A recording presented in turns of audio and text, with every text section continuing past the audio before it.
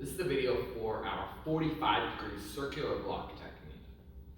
So a 45-degree circular block technique is a little bit of a unique block because we're going to be using both arms, and one of them doesn't necessarily look like it has that much to do with the block. So I'll just show you a couple of the blocks. I'm going to take a few steps backwards here. I'm going to start off by just showing you, we'll say 3. So I'm going to step forward and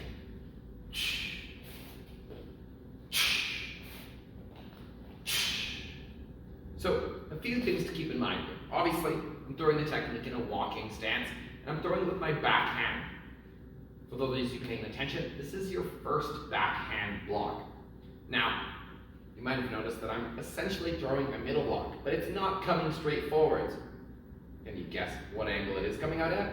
It's in the name.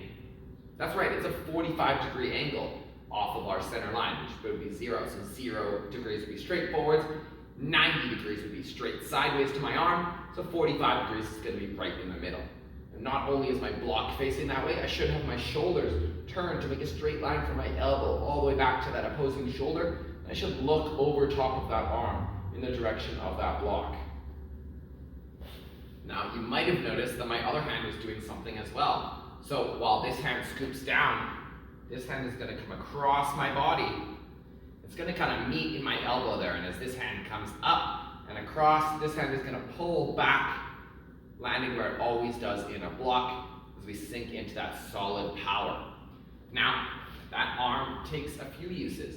Just like all of our other blocks, that block, or this non-blocking hand, is going to help us to generate power. As this arm comes up, this one is generating power forwards, and as this one goes out, this one pulls back to help generate that rotation of the shoulders to really lock it in there. It's also going to help protect our chest, because what are we blocking against? We're actually blocking against somebody throwing a kick at us. So in this scenario, I'm scooping underneath of somebody's kick. So this arm is here to protect my chest, because even as I'm scooping their kick out of the way, if I'm not fast enough, I'm going to eat that kick in my chest. So this arm is here to protect myself as I come underneath of the kick, and I redirect it off to the side with that strong push. Hence the reason I want to bring my block all the way out there. My goal here is to throw my opponent off balance with that technique. So if they're throwing that kick, I'm going to catch my leg there, and it's going to be hucked off to the side like that, which really is going to throw me off balance, giving them a chance to counterattack. Now, hopefully you understand now why it's so important that the other arm blocks our chest. The last thing we want to do is get hit and redirect their kick. If we throw them off balance, but we already lost the point, it's not kind of loses its effectiveness. So if I do that a few more times for you here, I'll do it a few times in slow motion and a few times in fast motion. And then I'll step off to the side and I'll do the same thing. So again, my backhand is doing that big wide scoop as my arms meet in the middle here, and then they both pull off in the opposite direction. And then I'll step forwards, and again, my backhand does the block. So I'm gonna duck down, scoop, pull it in, plant into the position there. Now, one thing I haven't talked about yet is that little bounce up and down I'm doing, because as I'm doing that scoop, I am getting low into that walking stance, and I'm coming up and then sinking into my final walking stance as I'm throwing the technique. So that is going to help me to generate some of that power as well. I'm coming down, and that pop up is going to help to generate that power that pushes off to the side there.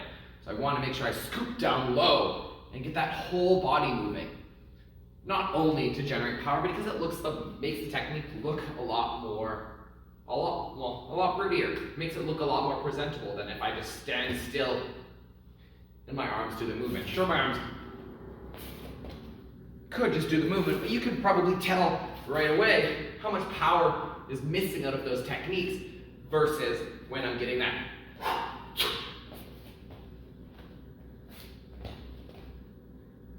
full body power in there. So we really want to make sure that our whole body lines up with this technique. And it can be really easy to offset any one of those pieces. Either getting the bob in your feet to go first, or getting the arms not synced, or landing in the wrong position. So really take your time with this one. Make it look as nice as you can.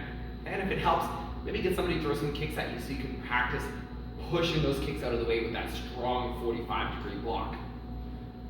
So that was the technique video for our 45-degree circular block.